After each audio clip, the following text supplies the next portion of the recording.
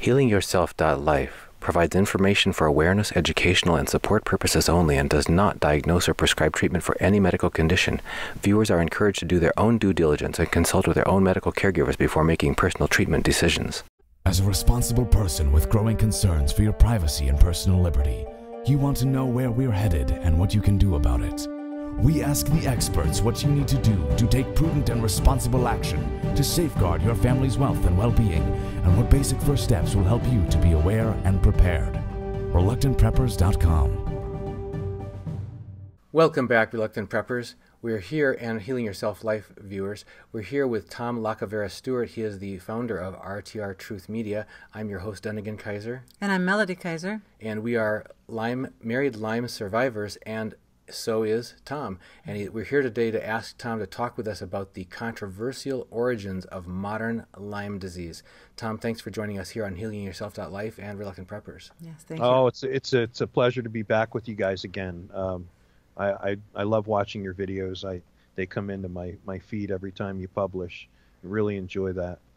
We've got kind of a rare cachet here. Three Lyme survivors on the same call and panel here. Yeah. Yep. But one of the things that is so distressing for a lot of people whose lives have been impacted by Lyme disease, as ours have, I would say that for both of us, for Melody and myself, the origin of our Lyme is controversial. First of all, she caught it from me. Lyme is a spirochete like syphilis, and they don't tell you generally that you can catch it from your spouse. I don't think the CDC recognizes that. They don't officially recognize that. So that's one thing. But my catching of Lyme is, again, we hear various stories. Some people say that Lyme has always been with the human race, at least for tens of thousands of years. They say that they found some Paleolithic man frozen in the ice, and he had evidence of Lyme disease and inflammation in his joint and that sort of thing. But over the past couple of decades, we've been hearing about just a huge hockey stick of increase, not only of the spread of Lyme. Dr. Ernie Murakami from British Columbia talks about it as the new epidemic, but also the virulence and the seriousness and how it mimics many other chronic diseases like MS and so on. So there are some pretty serious concerns about where modern Lyme, and as they say, it's not your grandfather's Lyme disease. So could you talk to us about what controversy is swirling around the origins of modern Lyme disease and why that's important? Well, the U.S. government has not just the U.S. government, the German government, Soviet government. There's so many declassified projects that they've been exposed at being involved in, and this is just one of those areas that I think has where there's some smoke, there's some fire. I grew up in New Jersey, traveling back and forth between New Jersey and Vermont when I was a child, and Connecticut was, not far. We're right in that area. So I remember getting the bullseye. Excuse me. I remember getting the bullseye rash, and I remember my grandmother putting some old Sicilian black salve on it or some kind of, we didn't know what it was. I was probably 9 or 10 years old, somewhere around there, I think. I can't remember. I was a young boy. By the time I got into high school, my latter years of high school, I was starting to have some problems. Pain-wise, cognitive. Now, I come from a family, all of us, every one of us in our family have a pretty high intelligence, and it was very frustrating for me when I started going to college and taking criminal law, that when I started taking exams, I would go blank. Now, if I sat in my professor's office and we had a conversation, he would at the end of the conversation, he's like, I don't understand why you're having such a problem on the test, or do you have anxiety? I was like, no, I'm not nervous at all. When I sit down at the test, I go blank and I can't recall. But when I'm in a free-flowing conversation, it's a little easier. Now, this is the beginning stages of this, right? So he said, well, I can't grade you on a conversation. I said, well, the shame of it is that that's part of the problem with our education system, If you know that I know the material, then, that should be... If you've demonstrated mastery. Right, exactly. I could go off on a rabbit hole for the education system. But, exactly. Another time. But it wasn't working out. So I left college. I went to fire academy, and I started taking crash rescue, vehicle extrication, rooftop operations, smoke divers, all that.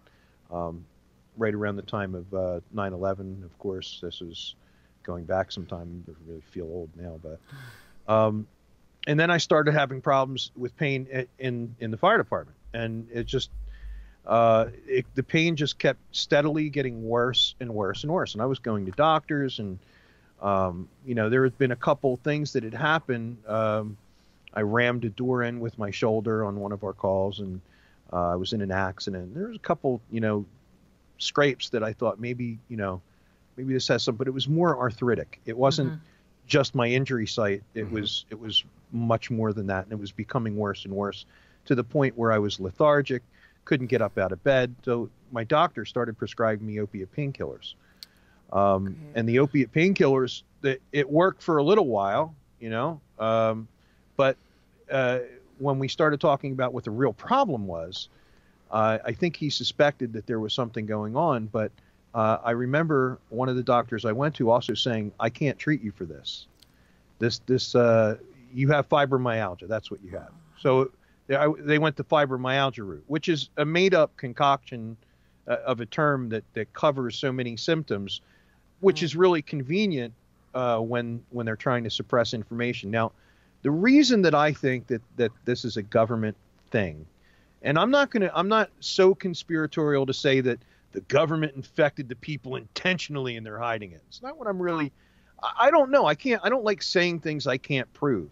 What I can prove is that Plum Island facility, they were doing some really crazy stuff there. And if you just research the open source history of who was involved with that, and you look at what Ernest Traub was involved with, biological tick-borne, stuff. So it's not a real big leap after talking with a few people that used to work on the island that said that what they were doing with their animals, they weren't keeping their animals properly. They had animals that they were testing different things on that were in the open on the island. Well, deer can swim. This is a lot of people don't realize this. Deer can swim from the island to the shore.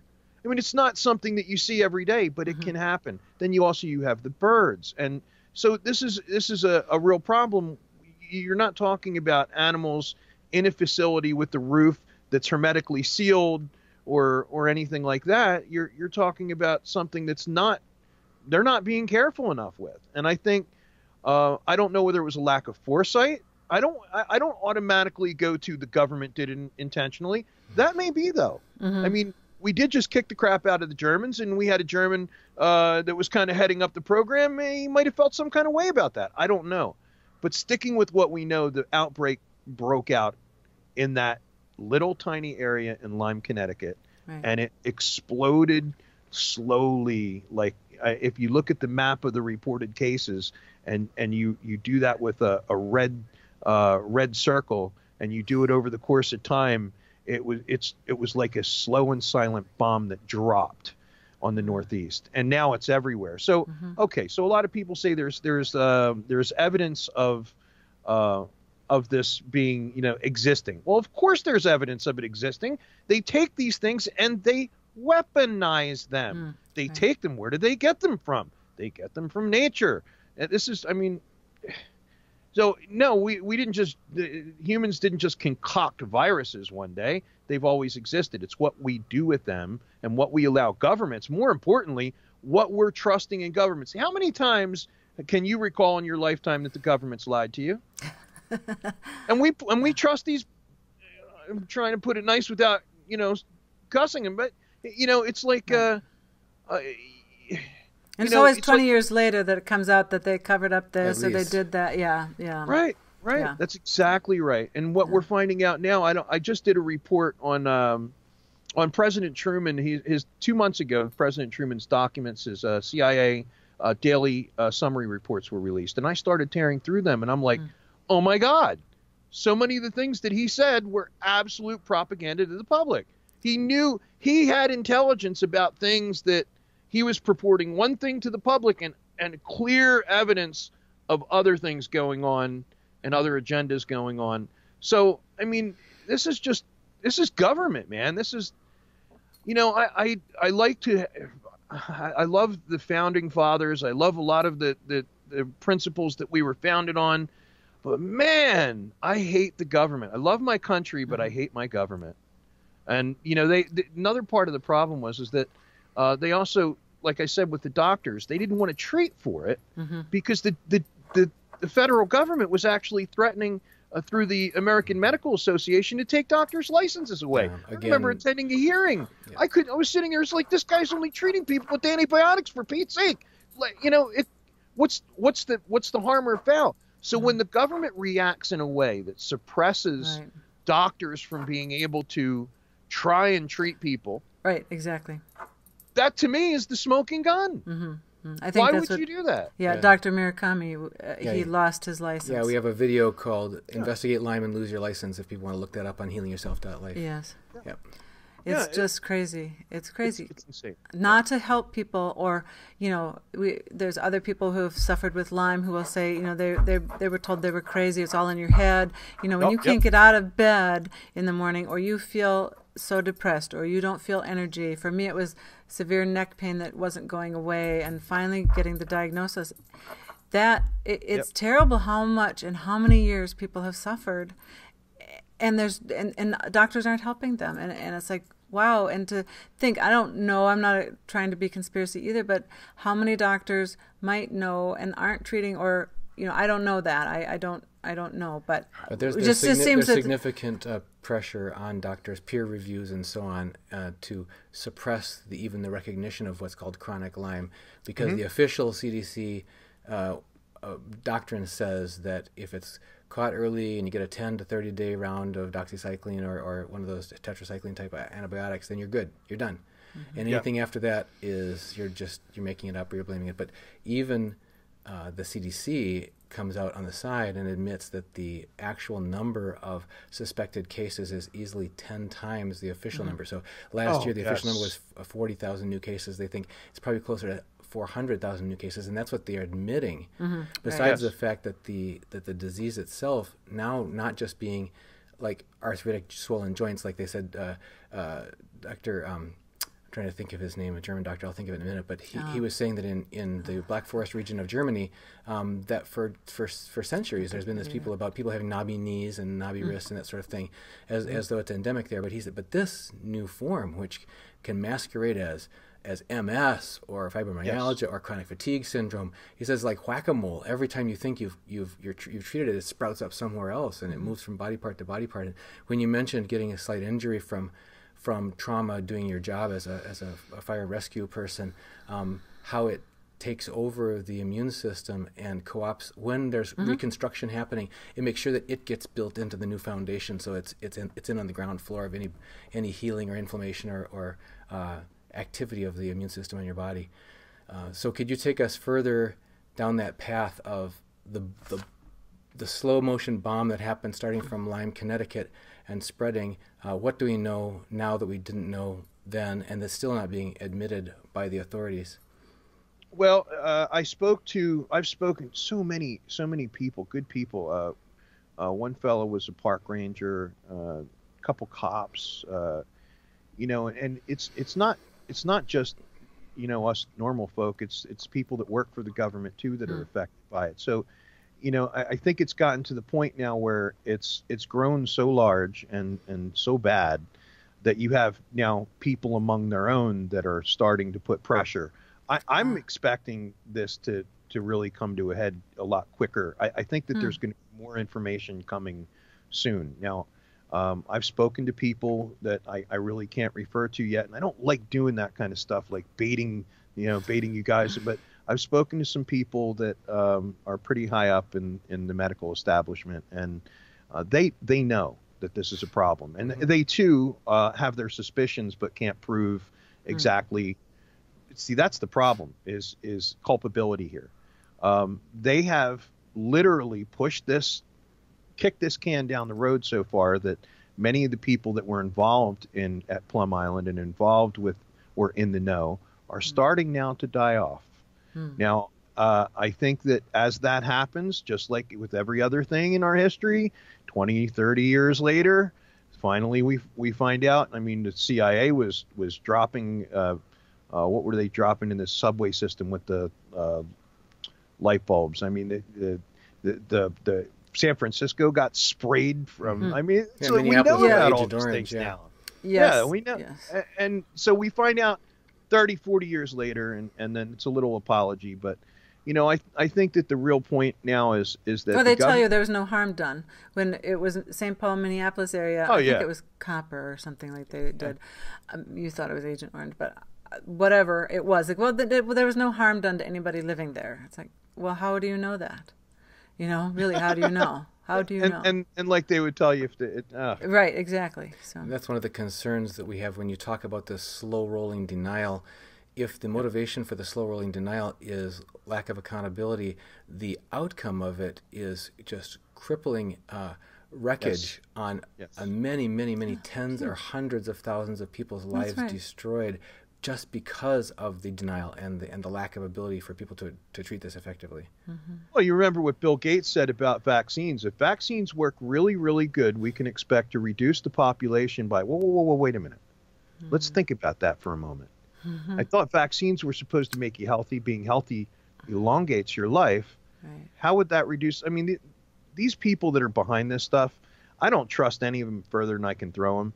And I certainly, you know, I've gotten to the point now where if the government tells me the sky is blue, I'm just going to assume that it's gray. You know, I don't believe anything they tell me anymore. And it's a shame. It's a real shame because this has caused a big problem just in public confidence.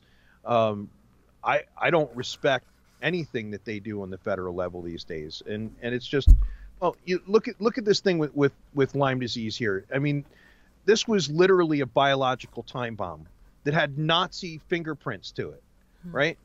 And we have a government that takes an Operation Paperclip thousands of these scientists and absorbs them and gives them their own programs. Like, not only are we going to bring you into our country after we kick the crap out of you, let's forget about all the other stuff with the Nazis, the evil and all that. Forget all that. We just kicked the crap out of your country and bombed it back into the Stone Age. Come on over and have special weapons programs to, you know, among the American people. What are they, nuts? I mean, it frustrates me. It frustrates me. I have a lot of people that I know that I should have gone a lot further. There were years that I descended into, quite honestly, into absolute despair, addiction. You know, all of the other members of my family who didn't get ill did fine. And I had members of my own family calling me, you know, all kinds of names because there's nothing wrong with you. You look fine. Oh, I love that one. Yeah, I right, look exactly. fine. I wish you look really good. Yeah, right, exactly. Yeah. Like, you just don't want to apply yourself. Yeah, okay. Yeah. It got to the point where I put my feet on the ground and just tears would roll down my face. And of course I had anger issues because I was so frustrated. And I mean, you know, the whole gambit. I mean, how many people have you heard these stories from? Right. So I mean, I wish I had the answer, but when it comes to what the government's done, they're going to keep stonewalling like they did with Tuskegee, like they did with so many other experiments that it took us forever to find out. You know, at some point the American people need to wake up.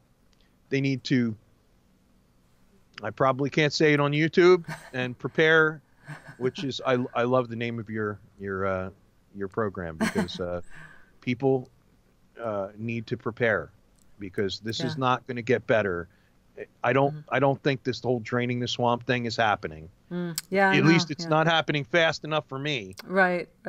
Yeah, some things take longer. It's hard to know at this point whether he's going to be successful or kicked out. You know, they'll find a way. They're trying anyway. And it is very frustrating. You know, I think you had on your channel, Dunagun, somebody say you're just being lazy. You know, I don't think that, when I lost 20% of my muscle mass and 40% of my strength and couldn't even do yard work anymore, and they said, you're not sick, you're lazy. Morons. Yeah, it's really, when you're not, I can understand sometimes when you're not in that situation, and you're right, you don't look ill. You know, somebody who has cancer, sometimes their hair is falling out because they're doing chemo or whatever. I have a friend who didn't go that route, and she's feeling fine, which is probably better than doing the chemo route. But just that people who don't have it sometimes don't have the capacity to understand or be empathetic to what's going on in your life. And I think that's where the Lyme survivors need to get together. We just talked to a woman who was just like, oh my gosh, just started just talking about all the symptoms she's been having, because she says nobody else will listen. Nobody else, understands what I'm going through. And you guys do, because you've been through it. Yeah. Yes. And you don't understand what it does to your marriage. And you don't, it's incredible the effects that this has on not only your relationships with children and your emotional health. Family, people don't understand. Mother, father, you might, sisters. You might not have the reserves. You might fly off the handle, and you don't mean to, but you just do, and you wonder, where did that come from? So it can be extremely difficult, and it's a long road. People then keep going, well, aren't you better yet? Why don't you just say you're fine? It's like, well, if you're not really better, you're not really better. I hate to say it, but you're not better. So I've seen it destroy people's lives that had perfectly good families and kids and careers, and as they started to get sick, they just lost everything. I am on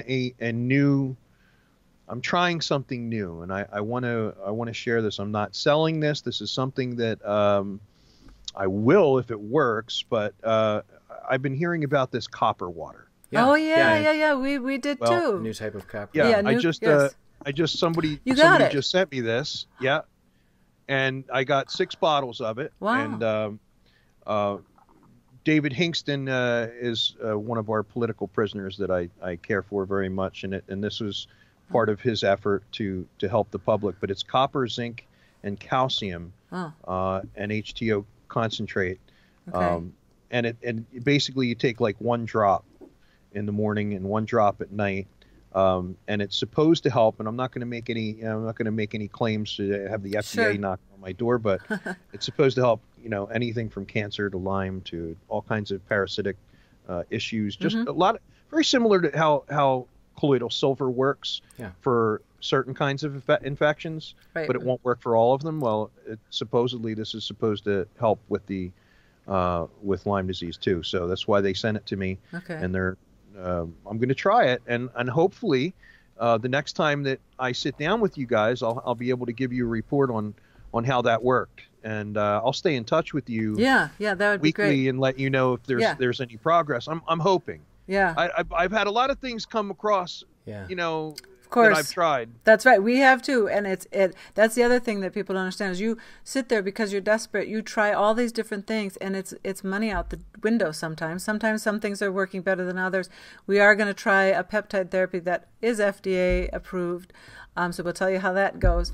But we've also heard of copper. The same guy who told us about the peptide is a special form of copper that's supposed to be really good. So we'll see when we get a hold of that. I wanted to share. I'm excited. Yeah.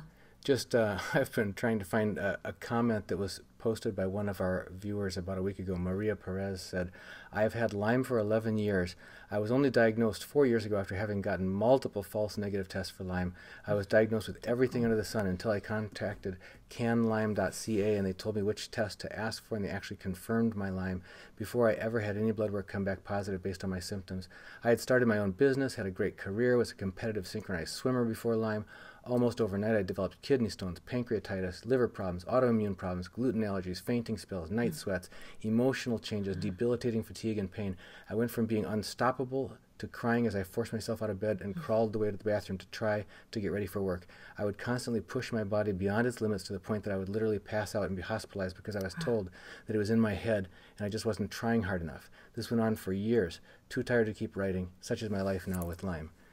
So these are true life stories. Heartbreaking. It's really heartbreaking. LymeDisease.org is a grassroots organization that we've joined, and they now have a database of 12,000 people called My Lyme Data, and it's people who get telling their stories basically in quantitative terms so that they can start to draw some conclusions, because you can't wait. I mean, Brad Harris from Full Spectrum Survival said the official warning will always come too late. Yeah. So this is a grassroots effort to kind of take the data to the people. Yeah. Well, every morning I'm at the CIA reading room, and I check the CIA reading room for recently declassified FOIAs and the FBI vault. But I think that it's time to start mass hitting them with FOIAs on this.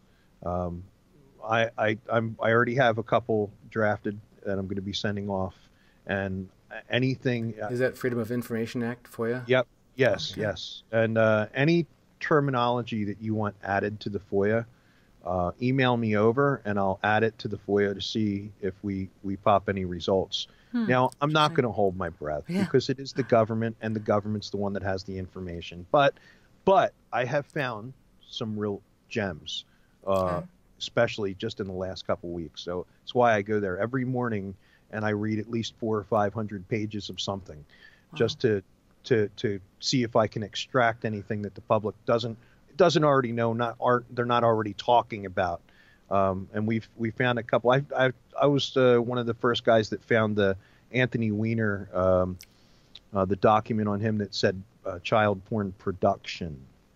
That's something that people didn't hear of. The production. It was sexting, right? That's what everybody heard. Yeah. But in the FBI documents, it claims something else. So you can always extract or glean some information from their documents, because every once in a while, it's like hiding skeletons in the closet. You'll open the closet and a bone will come flying out and hit you in the forehead. Well, that's what's like going to those sites helps you do. I don't trust them, but there's information there to be had if people have at it.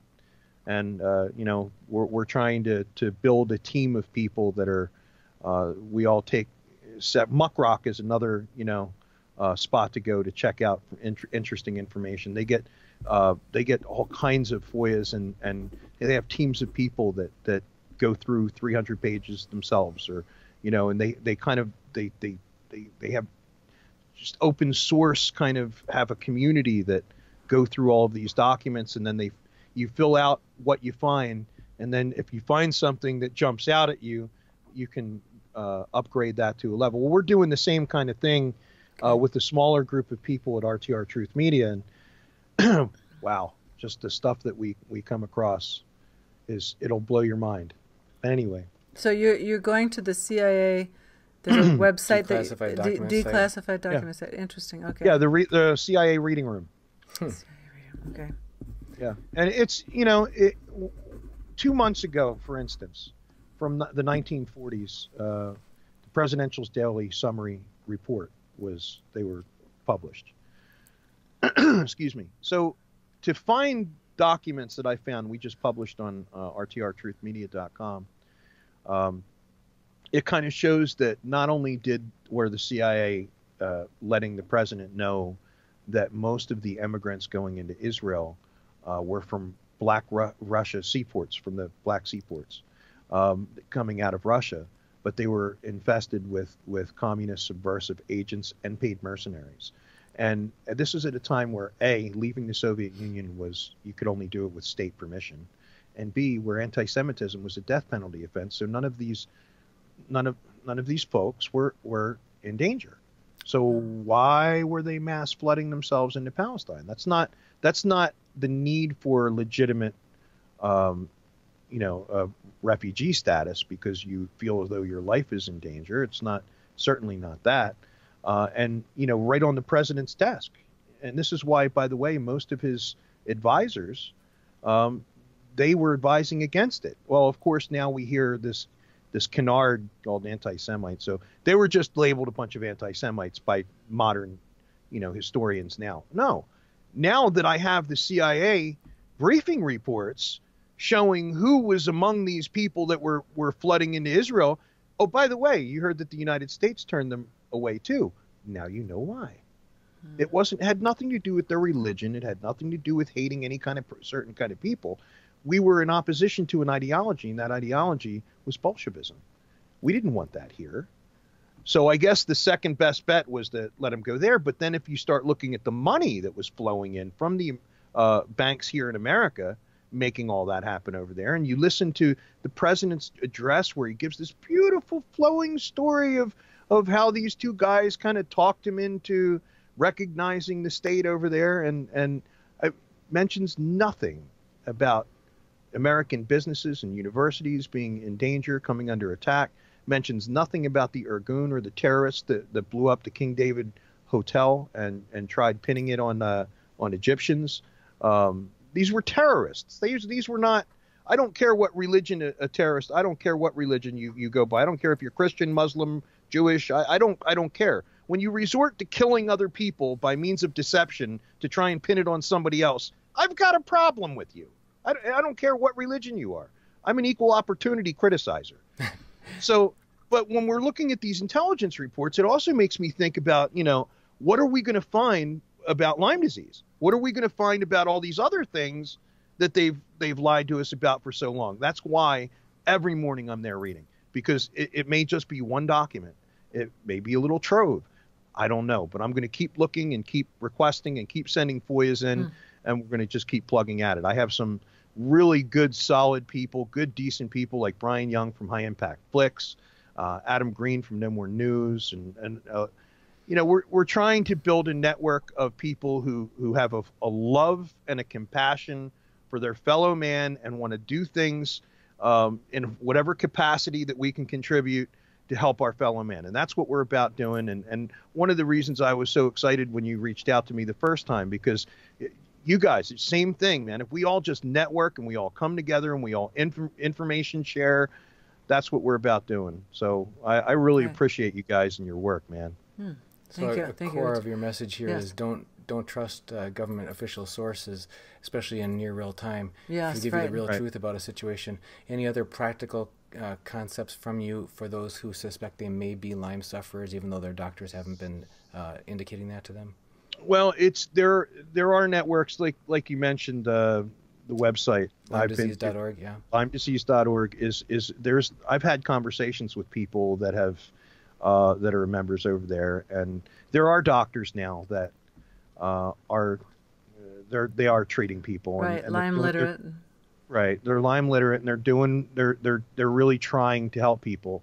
The tide's changing, it's turning, information is coming, and all I can say is, I know what's worked for me in the past. Antibiotics really ceased to work, so there's some things that I use now. I hesitate because I know an Amish farmer who's in prison for selling raw milk. You know what I mean? So this is what we need to do is we need to stand up and face this behemoth and say no more. We need to advocate for these people that the FDA throws under the bus. We need to get behind county sheriffs who are willing to act as interposer. Let me give you a really good example of interposition. Sheriff Bradley Rogers, amazing guy. We just published not too long ago, republished a story that he was involved with, where an Amish farmer had the FDA coming down and wanting to inspect and wanting to intrude. They're really impeding and harassing this guy. And he picks up the phone and he calls the sheriff. And the sheriff comes down. They sit at his kitchen table over a cup of coffee, the way sheriffs used to come and talk to you, And he said, well, what's your problem? And he said, well, these guys keep coming around. They don't come around with the warrant. They're making threats. They're, doing all kinds of stuff. So he went back to his office and he picked up the phone or he shot off a letter to them. I'm sorry. And the letter basically said, look, if you're going to send anybody here, they will have a warrant signed by a judge, supported by probable cause. And there's one other condition, that you must come to my office before serving it. Wow. Well, then he heard back from the Justice Department, who was not quite too happy with the sheriff's demeanor. And the sheriff doubled down and he said, well, if you come out here in any other way, you guys are going to end up in my jail. Wow. And that was it. They dropped the whole matter and they went away. People do not understand the fundamental power. This is why I think the most important election in everybody's little area, and I'm not a big lover of government, right? I have issues with government in and of itself. I'm like a absolute limited, if any at all, but kind of that kind of right winger. But the most important elected position is your sheriff, right? In the entire world, and this is reported in more liberal press, especially by Rachel Madcow. He says, well, these guys think that the sheriff is the highest elected official in the country or in the land. No, he's the highest elected law enforcement official in your county, regardless of somebody who comes from outside of your county into your county. And by oversimplifying that, trying to state it like, well, the sheriff is like a king. No, sheriff's not a king. The people are the king. The sovereignty is with them. And they place this man in a position where he raises his hand and he takes an oath to swear, protect, and defend the Constitution of the United States against all enemies, foreign and domestic. Well, I have news for you guys. Washington, D.C. is a foreign state unto your state. So part of his oath is that he will act as interposer. It's a check and balance. It's the proper role of government, if there was one, was to act as a check and balance against each other. This was the whole concept of a free republic. Right. And now these bureaucrats and SES types, these bureaucrats, career bureaucrats with no accountability, think that they can, but they can't. This Sheriff Mack proved that a couple times. There was a case against the Clintons with gun control. He also stood up, the sheriff, and he said, yeah, we're not going to be having any of that federal gun control in my county. That's not going to happen. Right. And he sat there and he read, shall not be infringed. That doesn't give you guys anything, by the way. He looks back at his phone and he says, yeah, that's a restriction on government. And it's my job to make sure that I enforce that restriction. And that is the proper mentality of a sheriff. People need to find people like that and get them to stand up for them. Because if they did, there is a peaceful solution right there. That's the first step. The second step is when you have homeopathic medicine. I don't know. They call it alternative medicine. I think is retarded. That was the original medicine, right? Right. Then exactly, came Rockefeller medicine, right? Yeah, right. Yeah. And all of these universities are big pharma and Rockefeller Foundation funded. They propagandize these people and they teach them that this is the way to do it. And they've gotten so far away from natural cures and natural remedies that it's almost impossible for people to experiment with things that, by the way, couldn't kill you if you ate a bushel of. Right. You know, cannabis is the perfect prime example of this. Cannabis cannot really kill you unless you actually choke on it and you lose your air. That's it. I mean, you can eat the stuff by the pound. It doesn't matter. It won't kill you. So what prevents me from somebody that has pain from planting a couple plants in my backyard? Or I hate to say this, you know, this is something that, by the way, my uncle got popped for doing a long time ago. He took the rap for a doctor. This doctor that he rented an apartment in Haddonfield, New Jersey. This is a cool story. Anyway, this old doctor, this guy was ancient. I mean, the wind could come along and he might blow him to dust. But he was very old. He grew poppy, right? Because he had arthritis and he had pain, but he didn't want to take synthetic opioids. Yeah, right. He wanted to take it in his tea, or he would put a little bit in his honey, and he would use the honey in a certain way. He wanted to use it on an all-natural form, and use it naturally in more natural products that also made him healthy. And this guy, come to think of it, was really old, and he got around. He drove and he walked, and he looked every bit his age, but he had energy, and you know he had a lot of pain, but he would grow his own. Well, the police came and a little bit of the poppy, and he had some pot plants growing too. And my uncle took the rap for everything that was his. And so, long story short, here's a doctor who, I mean, he was so old that he could remember alternative medicine as maybe not being so alternative, right? Right. Those are the kind of guys they wished would die. The FDA and Big Pharma, they wish those guys would die, because half of the things that the FDA approves and half of the things that Big Pharma puts out is poison. I mean, we talk about an opioid epidemic. How many people die of prescription painkillers? Yes, Non-opioids, other ones. That's right. How many of these shooters are on MAOI inhibitors and psychotropic medication? Yeah. And we're talking about the gun being the problem? Right. No. People have become Tide Pod and Big Pharma eating nutcases, and this is it's changing culture, it's changing mentalities, it's changing people's physical, their biology, their chemistry. That's right. Anyway, I could go on for hours on that because it's troubling, and I know where I was raised. There's the University of Minnesota. They actually had a homeopathy school, and I wonder who closed it down. You know, I don't know, but there's this, for me, the suspicion would be, well, the drug companies started to take over. It was like also in St. Paul, GM, I think it was GM Motors. Anyway, came in. They took out all the wonderful little train cars, the electric things, and put streetcars. There was that was, and you'd only find out about in the bus system. Yeah, they put in the bus system because the car companies would benefit. So there is a lot of that corruption, I guess you would call it, and conflict of interest. So. You remember our first conversation that we had based on the 14th Amendment? Well, look at Citizens United, right? We have mixed emotions on this, right? But that's only because we're looking at it through a modern lens. Now, right prior to the 14th Amendment being forced into law, there was called the Person Act, and they redefined person to also mean corporation. Corporations, yes. Okay, so when you read the 14th Amendment, understanding that corporations now have the rights of an individual because they are considered an individual. When you read the 14th Amendment now, and when that word person pops up, it gives a completely different perspective to what the majority of the uneducated public sees it. They think it was to give black people rights. Okay, well, why was the first whole bunch of times it was used by corporations to gain more power? Because corporations now have the rights of an individual.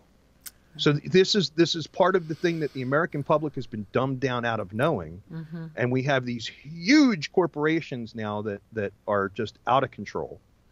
Well, I don't know. Anyway, that's basically my gist on that.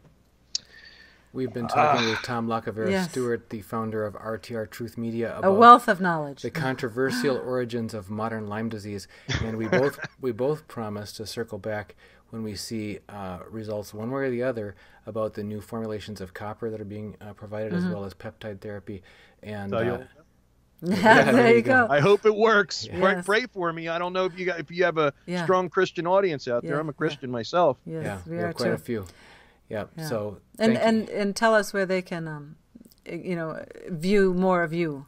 Oh, well, you can go to my YouTube channels, RTR Truth Media. You can go to my BitChute. I have a BitChute, also RTR Truth Media. RTRTruthMedia.com. Resurrect the Republic radio show on the Republic Broadcasting Network. That's republicbroadcasting.org.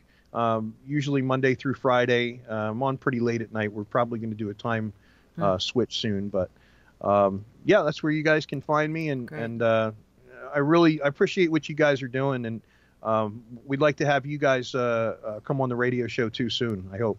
Okay, that'd be fun, in January. You're a wealth of information, so thank you so much for coming on our show and sharing all of the information you have. That's awesome. Thank you. Yeah, God bless you. You too. Bye-bye. Merry Christmas. Merry Christmas. They say the stock market crashed today. Yeah, I heard that. Sounds like people's retirement accounts and savings accounts are going to get bailed into the banks. Yeah. Looks like pension plans and Social Security are going to get suspended too. I know. Sure, I'm glad we decided to put our money into gold and silver instead. Me too.